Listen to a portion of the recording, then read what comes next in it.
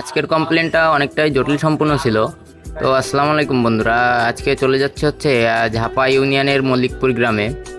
তো সেখানকার কমপ্লেন ছিল তাদের ফোনে নাকি ওয়াইফাই সিগন্যালটা কানেক্ট হচ্ছে না। তো আমি গিয়ে তাদের কাছ থেকে একটা ফোন নিয়ে একটু চেষ্টা করে দেখি। যেহেতু আমার কাছে পাসওয়ার্ড ছিল না, তো তাদের ফোন দিয়ে একটু চেষ্টা করি যে আসলে কানেক্ট করা যায় কি। তো আমি একটু খেয়াল করে দেখি যে তাদের রাউটার রুমটা বিয়ালকনিতে বাঁধা ছিল। তো আমি আর দেরি না করে ছাদের উপরে যাই। ছাদের উপর থেকে এখানে নামতে অনেকটা একটু কষ্ট হয়ে যায়, তারপরেও আস্তে আস্তে আমি নিচে নেমে রাউটার রুমের কাছে যাই।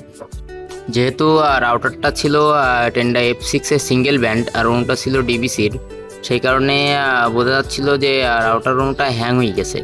যেহেতু এমন সমস্যা আগেও পাইছি, তো এর সমাধানটা আমার জানা আছে। একটু চেষ্টা করি যে আসলে এখান থেকে সমাধান করা যায় কি। তো এখান থেকে সমাধান করতে না পেরে আমি সেখান থেকে বাসার নিচে চলে আসি। নিচে এসে যে বৈদ্যুতিক সংযোগটা দিয়েছিল সেটা এখান থেকে খুলে দিই।